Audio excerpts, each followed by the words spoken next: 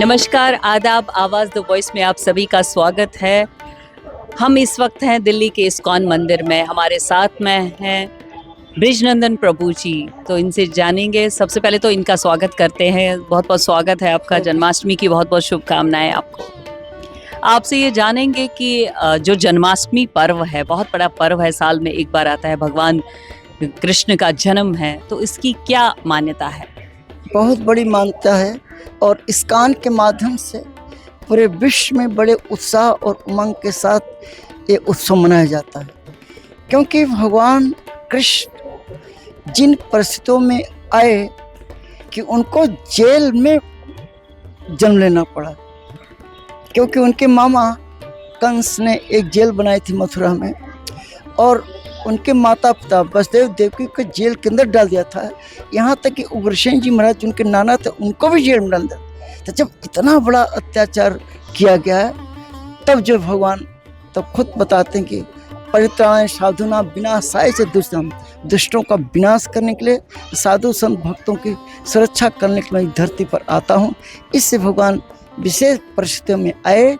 कंस के अत्याचार से सब ग्रसित थे और देवताओं ने खुद आह्वान किया था, भगवान से प्रार्थना की थी कि आप आइए और हम सबका उद्धार करिए। तब भगवान इस धरती पर आए। इसी लोग जो है उत्साह से उत्सव को मनाते हैं, क्योंकि भगवान प्रकट होकर के सबका उद्धार किया, सबको आनंद देने का है। इसीलिए उनको लीला पुरुषोत्तम कहा गया। तो भगवान गीता में भी बताते हैं कि जन्म कर्म चमे दिव्यम, कि अर्जुन मेरा जन्म और कर्म दिव्य होता है।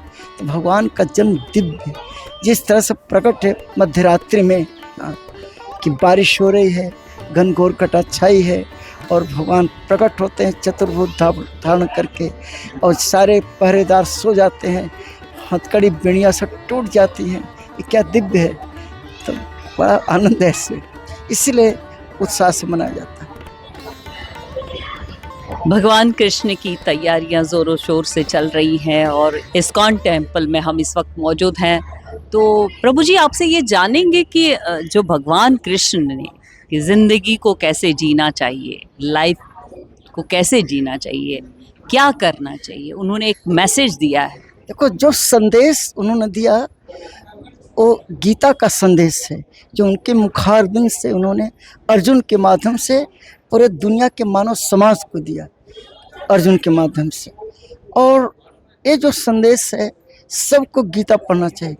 हमारे इस्कॉन के संस्थापक आचार्य श्री प्रभुपाद जी ने दुनिया की हर भाषा में गीता के संदेश को प्रसारित किया, भगवद गीता यथारूप हर भाषा में।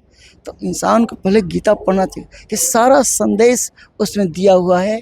कि गीता कोई धार्मिक ग्रंथ नहीं है, वो तो जीने की कला की शिक्षा देती है कि हमको कैसे इस जीवन को जीना चाहिए, क्या खाना चाहिए, क्या नहीं खाना चाहिए। भगवान बताते हैं कि पत्रम पुष्पम फलम तोयम, कि अर्जुन पत्र पुष्प और जल जो सात्विक आहार का मुझे भोग लगा कर खाता है, भोग लगा करके ही खाना चाहिए।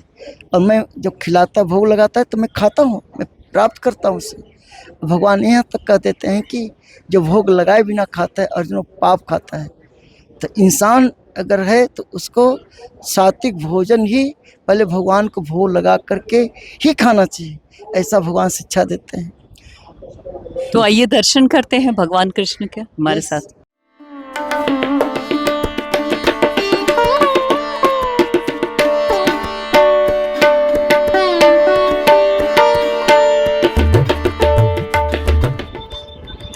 तो भगवान कृष्ण के साथ ही क्यों राधा को रखा है प्रभु जी? है, यहाँ पे रुकेंगे एक मिनट। यहाँ पे तो भगवान कृष्ण के साथ राधा जी हैं, रास लीलाएं हैं, उसके बारे में बताइए। इसलिए कि शास्त्रों में कहा कि जो श्रीमती राधा रानी है वो भगवान की इटर्नल एनर्जी, अंतरंग शक्ति है। पहले कृष्ण अपने अंतर हृदय से राधा रानी को प्रकट करते हैं। तो इसलिए राधा और कृष्ण में कोई अंतर नहीं है। राधा के बिना कृष्ण है और कृष्ण के बिना राधा नहीं। इसीलिए जो हम हरे कृष्ण महामंत्र का जाप करते हैं तो हरे मीन्स राधे, हरा मीन्स राधा, तो हम यही कहते हैं राधे कृष्ण। क्योंकि अगर भगवान कृष्ण को प्रसन्न करना है तो राधा का नाम पहले ही लेना पड़ेगा। हर युग में चला रहा है। लक्ष्मी नारायण, पहले लक्ष्मी फिर नारायण, सीता तब राम, फिर राधा और कृष्ण। तो भगवान की इटर्नल एनर्जी अंतरंगा शक्ति हैं और अंतरंगा शक्ति ही हमेशा शक्तिमान के साथ रहती हैं।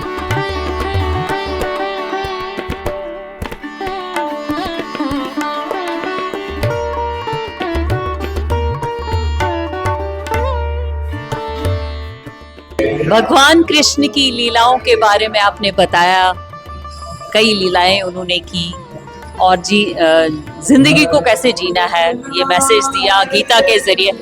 तो उनको खाना बहुत पसंद है, 56 भोग पसंद है, उसके बारे में बताइए। 56 भोग उनको चढ़ता है। भगवान तो पूरे संसार को खिलाते हैं, है ना। उन्होंने तो मिट्टी भी खाई थी, वो भी खिलाए, क्योंकि मिट्टी में सारे रूप, रस, स्वाद सब कुछ मिट्टी में दिया हुआ है। तो जितने फल हैं, वृक्ष हैं, मिट्टी से में अपना रूप, रंग, रस निकालते हैं। जैसे अनार का रस, अनार का पौधा मिट्टी से तो निकलता है सब। तो रूप, रंग, रस, सुगंध ये सब पृथ्वी माता को भगवान दिया है। इसलिए भगवान ने मिट्टी भी खाई थी, सिर्फ इसके लिए कि रसा को रस देने वाले तो रसराज श्री कृष्ण हैं। उन्होंने स्वाद लिया, क्योंकि सारे स्वाद मिट्टी में ही है। नारियल जो पानी आप पीते हैं तो मिट्टी से निकलता है, तरबूज खाते हैं मिट्टी से निकलता है, एप्पल मिट्टी से निकलता है, आम मिट्टी से, सबकी जड़ें मिट्टी में है। तो रूप, रंग, रस भगवान ने इस पृथ्वी माता को दिया हुआ।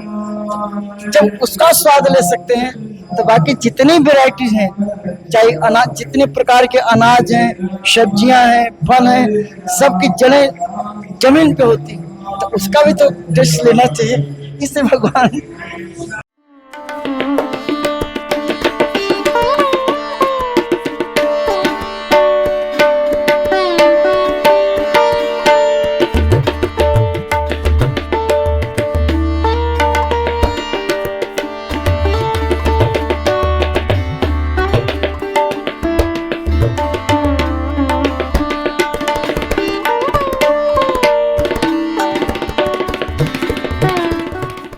अच्छा, ये क्यों है? गरुड़ जी भगवान के सामने ही रहते हैं। क्यों? एक वाहन है ना, अगर भगवान को बाहर जाना तो तैयार रहते हैं, हाथ जोड़ते जी। गरुड़ जी भगवान के वाहन हैं, तो भगवान गरुड़ जी को हमेशा भगवान के सामने ही रखा जाता है। यहाँ से सीधे भगवान का दर्शन करते रहते हैं।